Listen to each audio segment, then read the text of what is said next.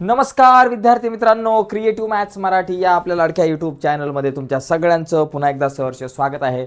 आज आपण चर्चा करतोय इयत्ता 9वी मधून 10वीत जाणाऱ्या विद्यार्थ्यांसाठी.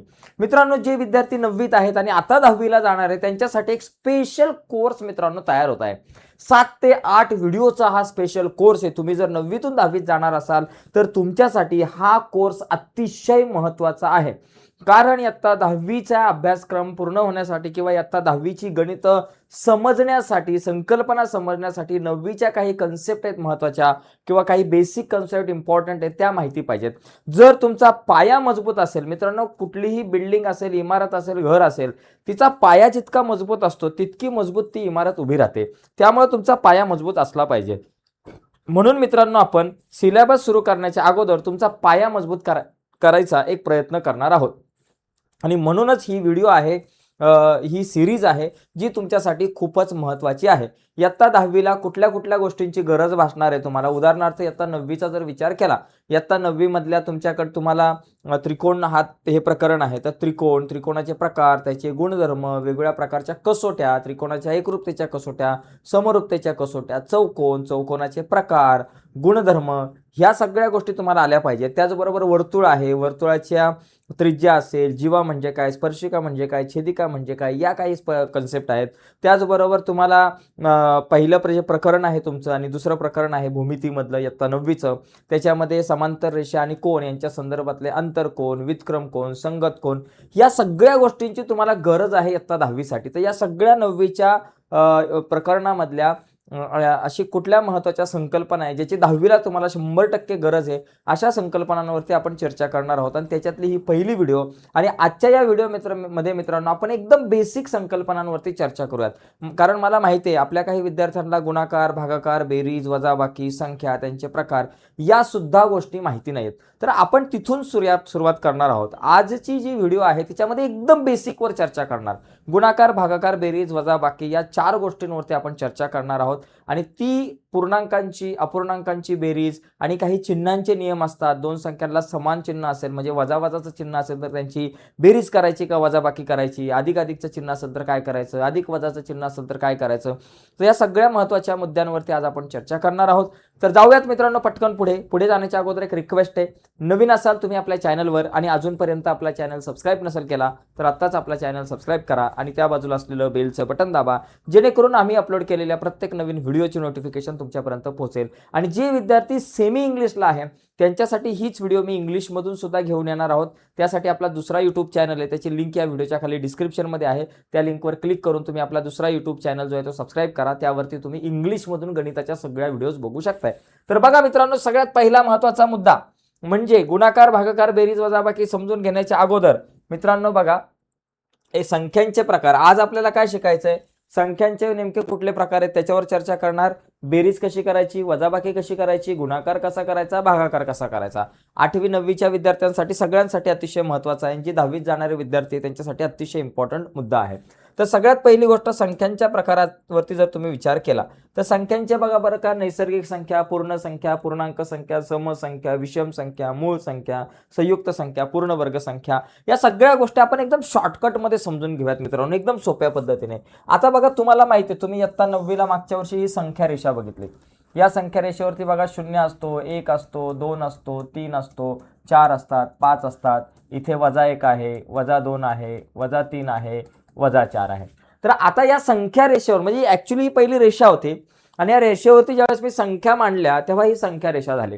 आता यामधल्या सगळ्यात पहिली गोष्ट, नैसर्गिक संख्या म्हणजे काय बघा. नैसर्गिक संख्या, आता बघा नैसर्गिक संख्या म्हणजे काय. नैसर्गिक संख्या बरं का.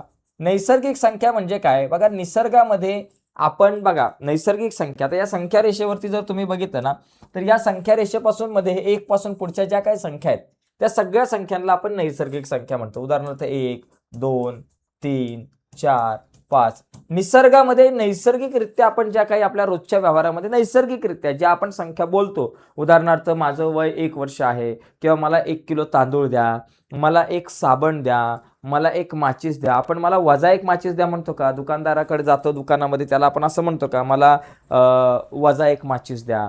तुम्ही आकड्यांमध्ये सांगता, त्याला व्यवस्थित सांगता.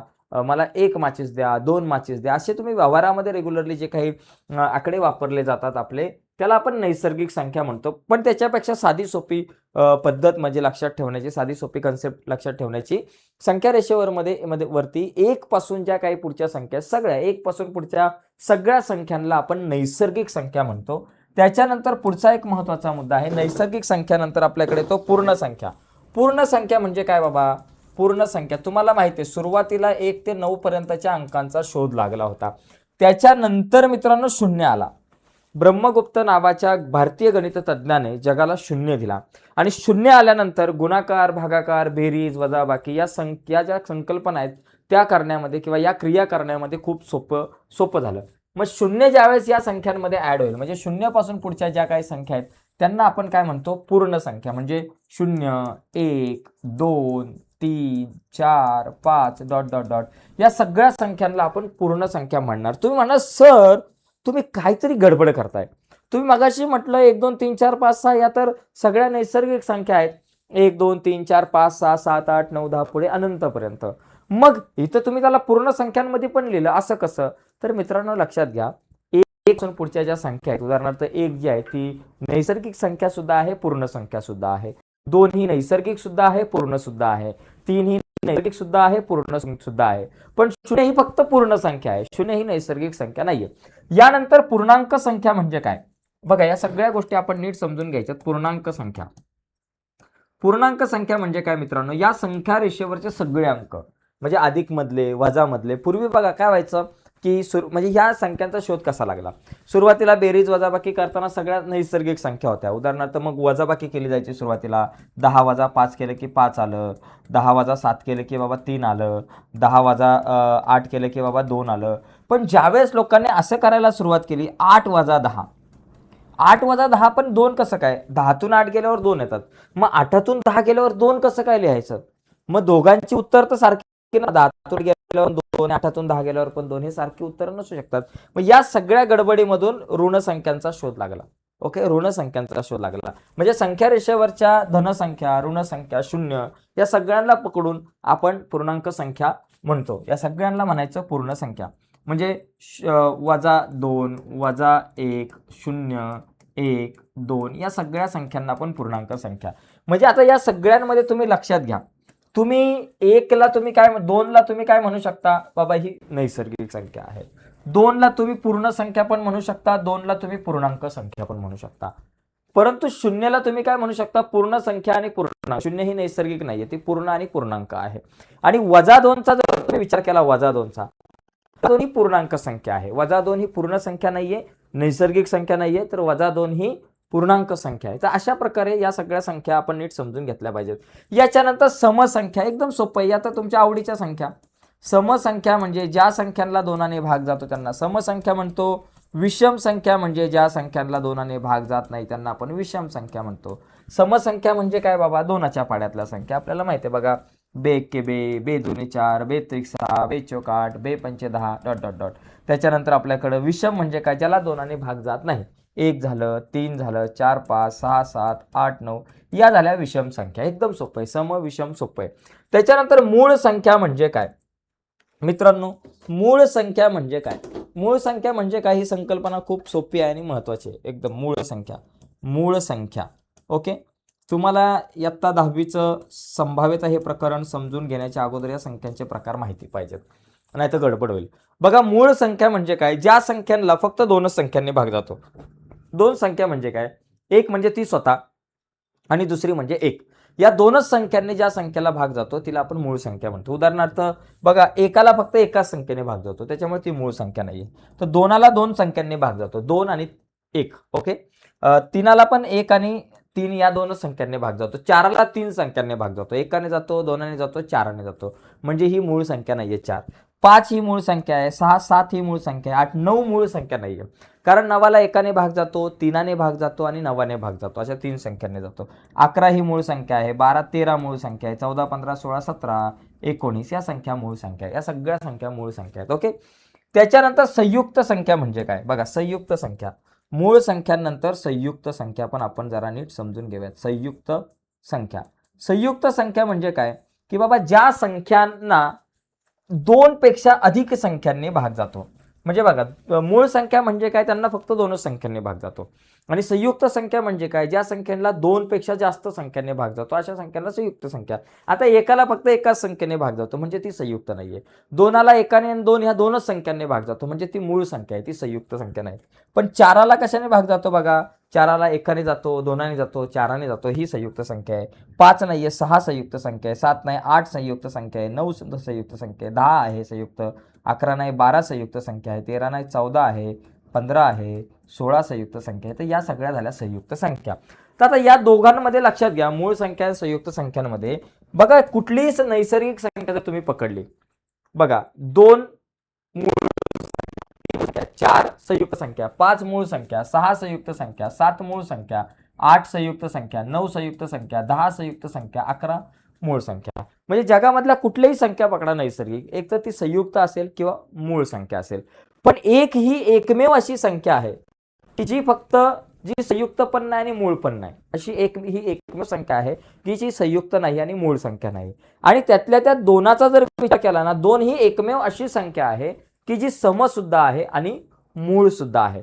म्हणजे सममूळ संख्या एकच आहे. सगळ्या मूळ संख्या ज्या आहेत जगातल्या सगळ्या मूळ संख्या ज्या आहेत त्या विषम संख्या आहेत. पण दोन ही अशी एकमेव संख्या आहे की जी सम आहे आणि मूळ संख्या. जगातली दोन ही अशी एकमेव समसंख्या आहे की जी मूळ संख्या आहे. बाकी सगळ्या मूळ संख्या आहे विषम संख्या. त्याच्यात पूर्ण वर्ग संख्या एकदम सोपं आहे, मी तुम्हाला इथे सांगतो बघा. एकाचा वर्ग 1, दोनाचा वर्ग 4, तीनाचा वर्ग 9, चाराचा वर्ग 16, पाचाचा वर्ग 25, 6चा वर्ग 36, 7चा वर्ग 49. अशा प्रकारच्या संख्यांना आपण म्हणतो पूर्ण वर्ग संख्या. तर मित्रांनो, अशा प्रकारे हे काही महत्त्वाचे संख्यांचे प्रकार आहे. त्याच्यामध्ये वास्तव संख्या आहे, नंतर पुढे परिमेय संख्या आहे, अपरिमेय संख्या. याच्यावर जास्त डिटेलमध्ये मी जात नाही, पण सध्या ज्या बेसिक गोष्टींची आपल्याला गरज आहे त्यावर आपण चर्चा केली. आता आपण पुढे जाऊयात, बेरीज कशी करायची यावर थोडीशी चर्चा करूयात. बेरीज एकदम सोपं आहे मित्रांनो, तुमच्या सगळ्यांना येतं. बेरीज, वजाबाकी, गुणाकार, भागाकार. 732 अधिक 112 आहे. आता या दोन संख्यांची जर का मला बेरीज करायची आहे तर ती बेरीज मी कशी करणार, एकदम सोपं आहे. 2 अधिक 2 4, 3 आणि 1 झालं 4, 7 आणि 1 झालं बाबा आपल्याकडं 8 झालं. आता समजा माझ्याकडे 732 अधिक 15 या दोन 732 अधिक 15 या दोन संख्यांची जर मला बेरीज करायची झाली तर लक्षात घ्या, मांडणी करताना 732 लिहिल्यानंतर 15 जे काही मुलं इथं असे 15 लिहितात, ही मांडणी चुकीची आहे.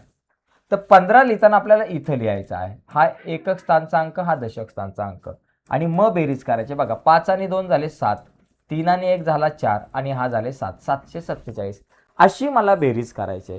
त्याच्यानंतर जर आपण बघितलं बघा, 598 अधिक 237. आता इथे बेरीज करताना बघा, इथं हातचा लागू शकतो. 8 आणि 7 किती होतात मित्रांनो, 8 आणि 7 होतात 15.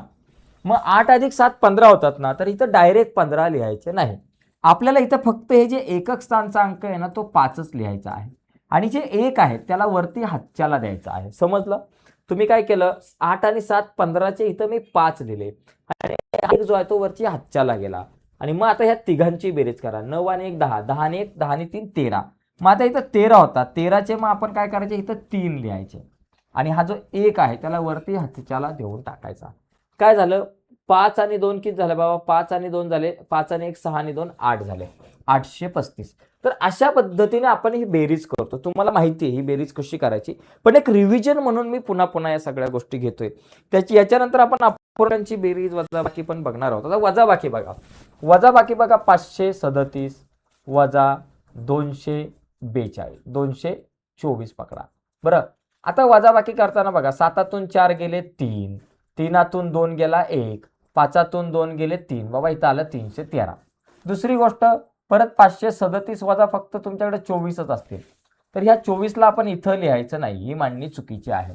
मग ह्या 24ला आपण इथे असं लिहायचं. ओके, वजा 7तून 4 गेले 3, 3तून 2 गेला 1 आणि 5तून 0 गेले 5, तर इथं 513 माझ्याकडे उत्तर आलं.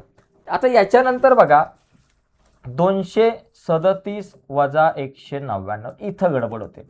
अशा प्रकारची वजाबाकी करताना आपल्या मुलांची गडबड होते. इथं काय करायचं बघा, आता इथे 7मधून 9 तर जात नाही, मग काय करायचं, 7तून 9 जात नाही, मग आता काय करायचं, आता तर गडबड झाली.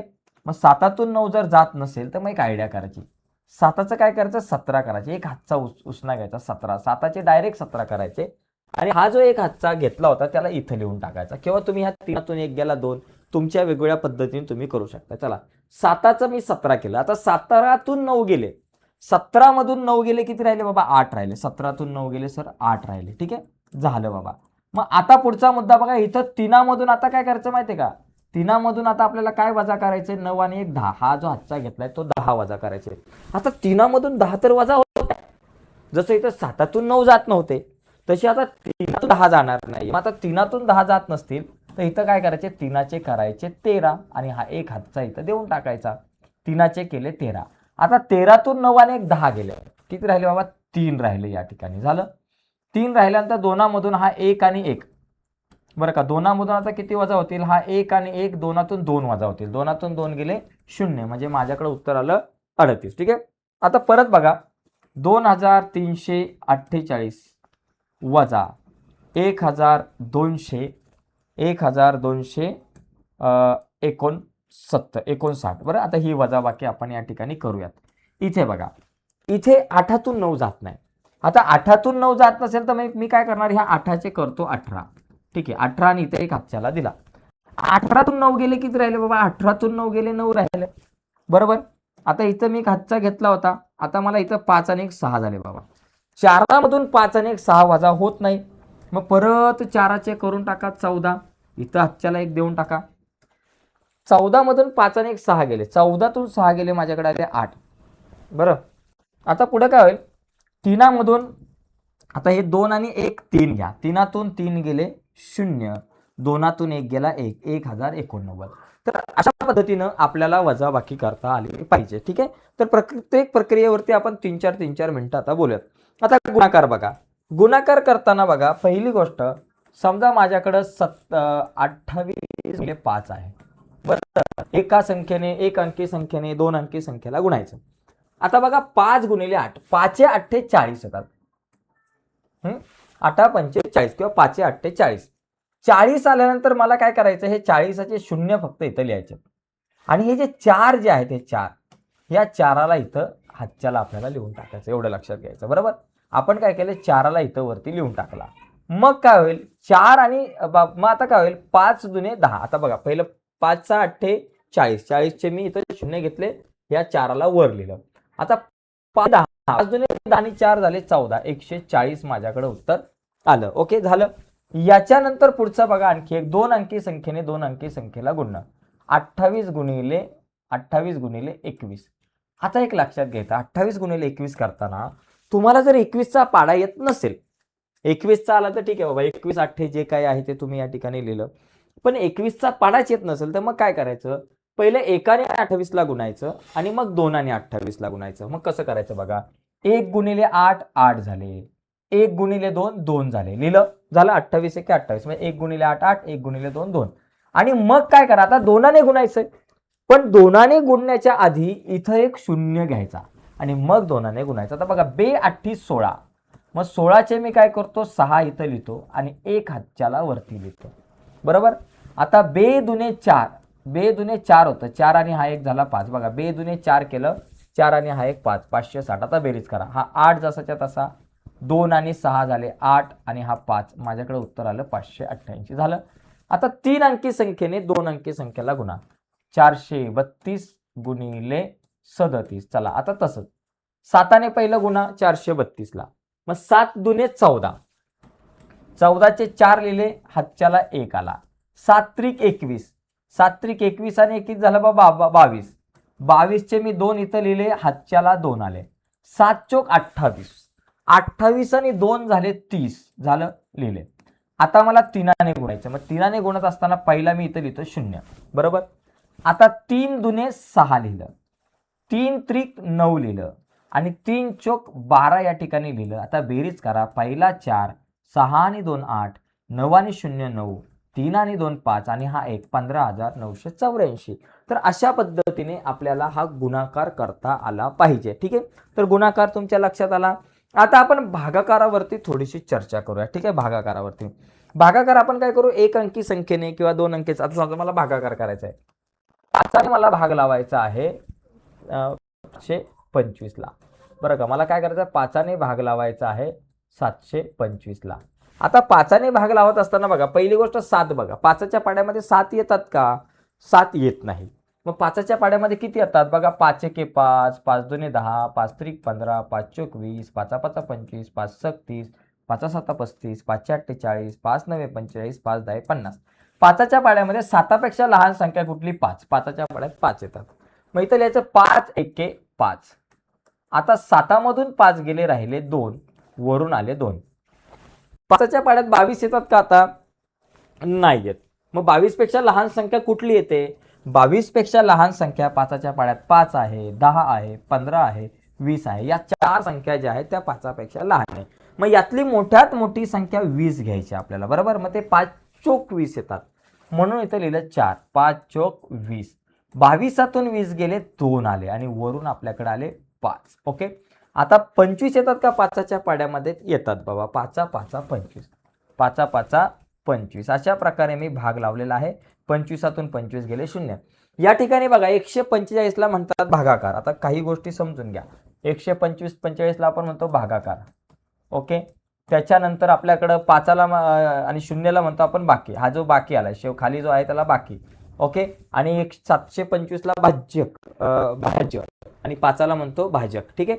आता आपण काय करू, आता परत आणखी एक काम करू. 12ने भाग लावू आपण. उदाहरणार्थ 12ने भाग लावूयात 2 4 7 5 ला. चला, आता 12च्या पाड्यामध्ये 24 येतात का बाबा? 12च्या पाड्यात येतात 24. 12 एके 12, 12 दुने 24.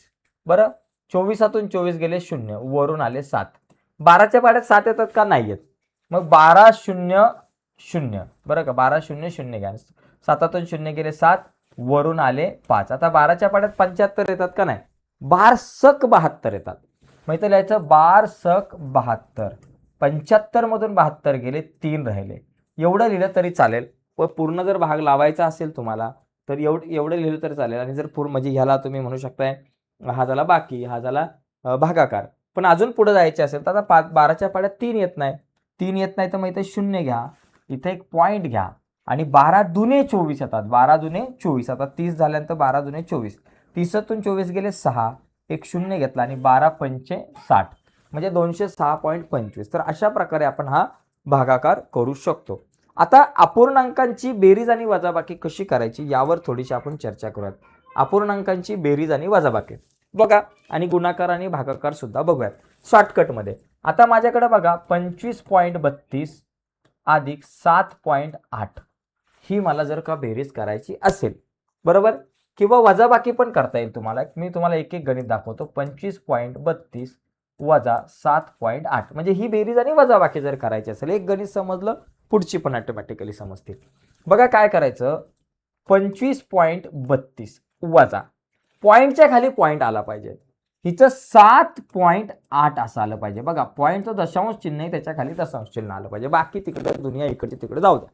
पॉईंटच्या खाली पॉईंट. बेरीज आणि वजाबाकी करताना, गुणाकार करताना काय टेन्शन नाही, बेरीज वजाबाकी करताना पॉईंटच्या खाली पॉईंट आला पाहिजे. आता इथं 8 येतं, 8चं तुम्ही 80 करू शकता, एक 0 घेऊ शकता. आता बेरीज करायची मला पहिली. 2 आणि 0 2 झाले.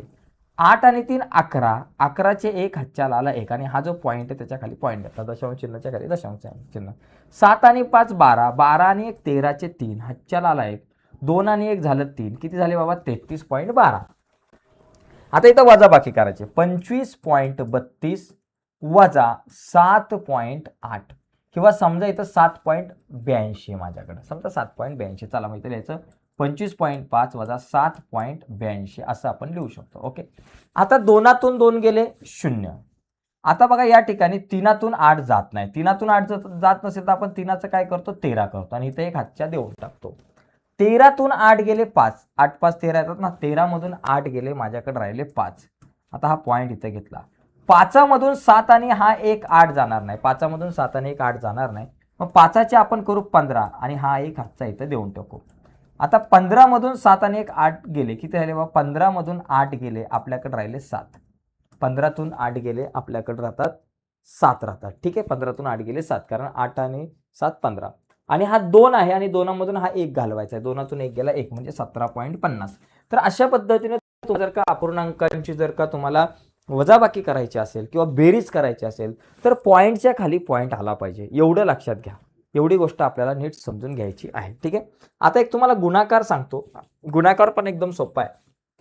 25.8 आहे आणि गुणिले तुम्हाला समजा करायचे 2.3. ओके, असा गुणाकार तुम्हाला करायचा आहे. तर मग आता हा गुणाकार करताना तुम्ही गुणाकार जसा करता तसाच करा बाबा.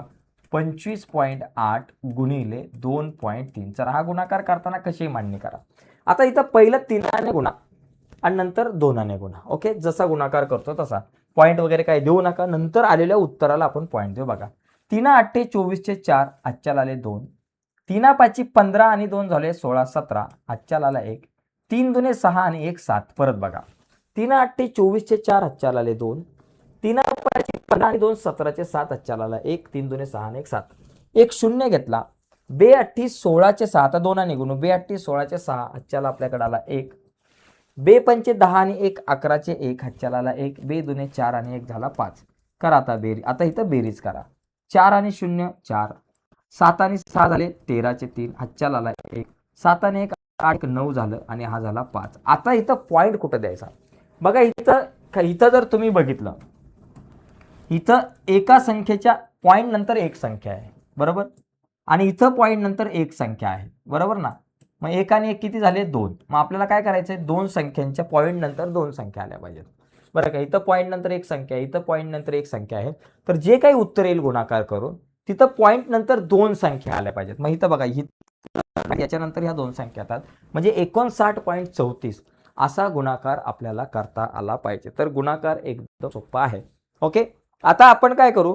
हा झाला अपूर्णांक, दशांश अपूर्णांक झाला. पण कधी कधी मित्रांनो आपल्याला अशा प्रकारचा पण एक अपूर्णांक असतो, जसा की 7/5 अधिक 3/5. ही बेरीज किती येणार आहे. त्याचबरोबर असंही असू शकतं 7/5 वजा 3/5. ही वजाबाकी काय आहे, अशी सुद्धा वजाबाकी येते. मग अशा वजाबाकीमध्ये काय करायचं, इथं छेद समान आहे आणि इथं पण छेद समान आहे. जर अशा प्रकारचा अपूर्णांक असेल आणि या अपूर्णांकामध्ये छेद समान असेल, 5 असेल 10 असेल काही असेल, छेद समान असेल, तर अपूर्णांकांची बेरीज असेल तर वरच्यांची बेरीज करायची अंशांची. सरळ बघा कसे. छेद एकदाच लिहायचा, दोन वेळा ना एकदाच लिहायचा. आणि 7 अधिक 3 करा, वरती 7 अधिक 3 करून टाका. 7 अधिक 3 किती बाबा 10 आणि भागिले खाली 5 झालं. एवढं लिहिलं तरी चालेल, किंवा 5 1 5, 5 दुने 10 असं म्हटलं तरी सुद्धा चालू शकतं. याचाच अर्थ 2/1. आता इथे बघा, छेद समान आहे त्याला एकदाच लिहा. 7 वजा 3 वर वजाबाकी करा. इथं वर बेरीज होती, बेरीज केली. आता वजाबाकी केली. 7तून 3 गेले 4/5. हे माझं उत्तर आलं. तर अशा पद्धतीने आपल्याला प्रश्न काही विचारले जाऊ शकतात. आता छेद समान नसेल तर काय करायचं बाबा. छेद जर समान नसेल, उदाहरणार्थ इथं आहेत 7/5 आणि अधिक आहे 2/3 आणि पलीकडे आपल्याकडे सेम आहे 7/5 वजा 3/2 असं काहीतरी आपल्याकडे आहे. मग जर छेद समान नसेल तर तो छेद समान करायचा, किंवा तिरकस गुणाकार करू शकता. तिरकस गुणाकार करायचा सरळ. पहिला 7 गुणिले 3 बघा, या दोघांचा गुणाकार. 7 त्रिक किती बाबा 21 अधिक 5 दुने 10 भागिले, बरं का. पहिला 7 गुणिले 3 केलं 21, मध्ये अधिकचं चिन्ह. 5 गुणिले 2 केलं 10, बरोबर. आणि भागिले आता खाली काय करायचं, 5 आणि 3 या दोघांचा गुणाकार. 5 त्रिक 15. समजला विषय काय आहे. एकदम सोपा विषय. पहिलं 7 गुणिले 3 करायचं 21, मग 5 गुणिले 2 करायचं 10 आणि भागिले 5 त्रिक 15. आता 21 आणि 10 झालं आपल्याकडे 31 आणि भागिले हे 15. वरती बेरीज 31 भागिले 15. इथं पण सेम तसाच आहे. आता इथं बघा, 7 गुणिले 2 करा, 7 दुने 14 वजा 5 गुणिले 3 करा, 5 त्रिक 15, 14 वजा 15 आणि भागिले इथं खाली काय आलं 5 गुणिले 2. एक काम करू आपण, इथं 2/3 आपण या ठिकाणी असं काहीतरी घेऊयात, म्हणजे जरा बरं पडेल. हा बघा, काय करा, 7 गुणिले 3 7 त्रिक 21 वजा 5 गुणिले 2 5 दुने 10 आणि भागिले 5 गुणिले 3 5 त्रिक 15 झालं. सेम तसंच आहे. 7 गुणिले 3 21 मध्ये वजाचं चिन्ह आहे. 5 दुने 10 आणि भागिले आपल्याकडे 5 त्रिक 15. 21तून 10 गेले 11 भागिले 15 हे माझं उत्तर आलं. तर अशा पद्धतीने आपल्याला बेरीज आणि वजाबाकी अपूर्णांकांची करता येऊ शकते. आता भागाकार आणि गुणाकार कसा करायचा. भागाकार आणि गुणाकार अपूर्णांकांचा अतिशय सोपा आहे. बघा कसं. बघा असं असेल 5/10 किंवा असं 7/5 गुणिले 2/3 असं असेल, ही गुणाकार. दुसरा गुणाकार आहे 3/4 गुणिले 5/2, हा गुणाकार जर असेल. आता गुणाकार कसा करायचा? गुणाकार करताना सरळ करायचा. सरळ बघा, 7 आणि 2 यांचा गुणाकार 7 2 14 भागिले 5 आणि 3 यांचा गुणाकार 5 3 15, संपला विषय. सरळ सरळ आहे.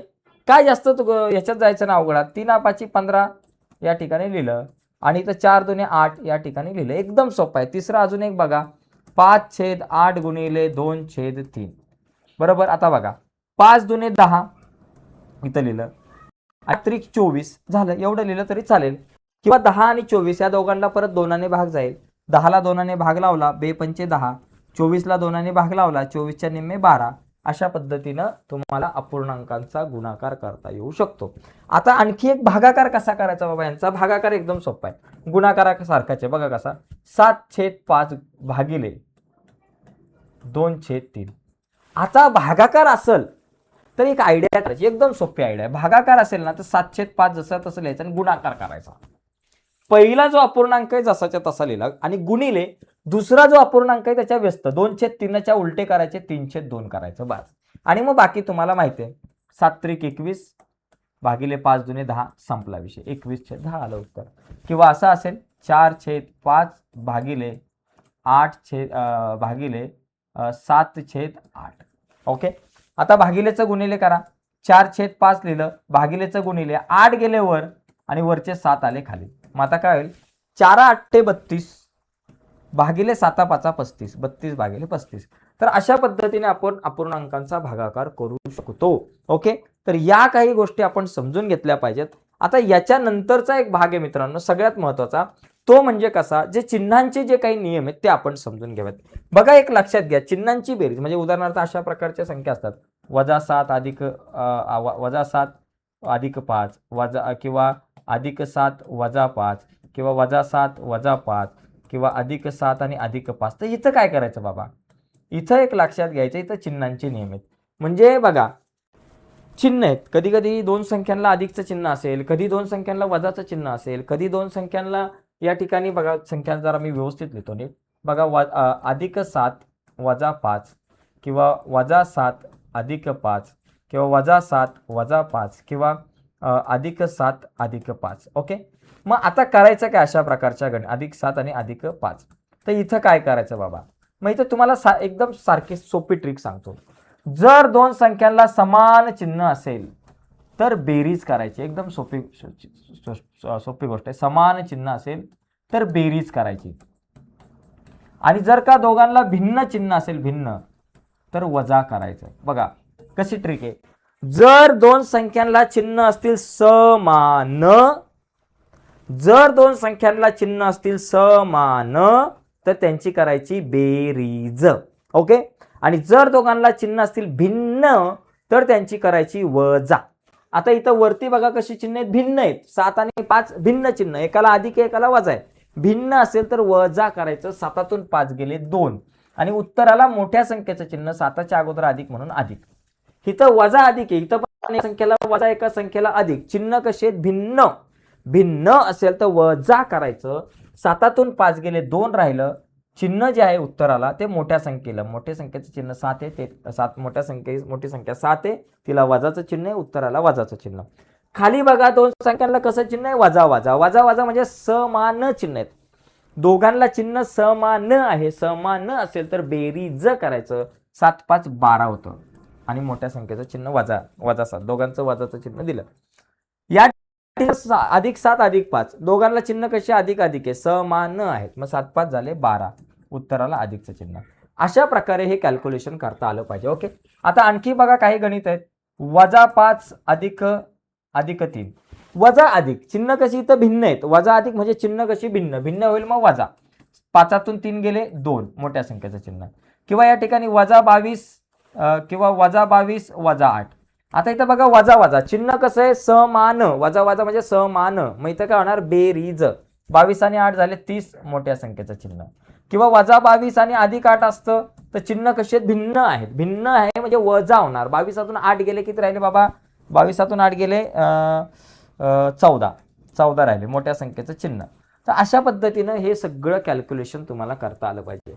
आता गुणाकार करताना कसं, समजा आज असेल -7 × 5 किंवा +7 × -5, -7 × -5 आणि +7 × +5 किंवा +7 × 5 नुसतंच करा. आता इथे बघा -7 × -5. आता इथे काय होणार, गुणाकार करताना आणि भागाकार करताना जर अशी चिन्ह असेल, दोन संख्यांचा गुणाकार होते, त्यांना कधी कधी अधिकचं चिन्ह असेल, कधी कधी दोघांना वजाचं चिन्ह असेल, कधी कधी एकाला अधिक एकाला वजा असेल, तर गुणाकार करताना काय टेन्शन नाही घ्यायचं, सरळ गुणाकार. 7 × 5 = 12, 7 × 5 = 12, 7 × 5 = 12, 7 × 5 = 12. गुणाकार तोच येतो, फक्त उत्तराला चिन्ह कुठलं द्यायचं. लक्षात घ्या, जर का भिन्न चिन्ह असेल दोघांना वेगवेगळे, एकाला अधिक एकाला वजा चिन्ह असेल गुणाकार करताना, दोघांना जर वेगवेगळी चिन्ह असेल तर उत्तराला वजाचं चिन्ह द्यायचं. दोघांना जर का भिन्न चिन्ह असेल तर उत्तराला वजा चिन्ह. म्हणजे गुणाकार असेल तर गुणाकारच होईल, भागाकार असेल तर भागाकार येईल. फक्त उत्तराला जे चिन्ह आहे तेच कसं असणार आहे, जर दोन संख्यांना भिन्न चिन्ह असेल तर उत्तराला वजाचं चिन्ह, आणि दोघांना बघायचं समान चिन्ह असेल वजा किंवा अधिक तर उत्तराला अधिकचं चिन्ह. तर असे काही नियम आहेत मित्रांनो, हे सगळे गुणाकार भागाकाराचे, बेरीज वजाबाकीचे जे आपण बघितले. तर आजच्या या चर्चेमध्ये मित्रांनो आपण इथेच थांबूयात. नक्कीच तुम्हाला आजची व्हिडिओ आवडली असेल तर व्हिडिओला लाईक करा, नवीन असाल तर चॅनल सबस्क्राईब करून त्या बाजूचं बेलचं बटन दाबायला विसरू नका. उद्याचा जो आपला विषय आहे तो बघा, भूमितीतील मूलभूत संबोध. हे जे काही प्रकरण आहे इयत्ता 9वीचं होतं, त्याच्यातली जी काही महत्त्वाच्या संकल्पना, एकदम महत्त्वाच्या संकल्पना, उद्याची व्हिडिओ छोटीच असेल पण महत्त्वाच्या संकल्पना ज्या पुढच्या वर्षी 10वीला आपल्यासाठी खूप इम्पॉर्टंट आहे, त्यावरच आपण चर्चा करणार आहोत. जी गणित 10वीला असतील तुम्हाला 9वीच्या या प्रकरणातली, त्यावर चर्चा करणार आहोत. हा आठवडाभर जो आहे तो आपण 9वीतून 10वीत जाणाऱ्या विद्यार्थ्यांसाठी हा जो कोर्स आहे त्यावर चर्चा करणार, आणि एकदा हा कोर्स झाला की नंतर मग आपला सिलेबस जो आहे तो आपण सुरू करणार आहोत. तर मित्रांनो आणखी 1-2 गोष्टी महत्त्वाच्या आहे. आपला एक कोर्स, आपला एक ॲप आहे ज्याचं नाव आहे क्रिएटिव्ह मॅथ्स मराठी.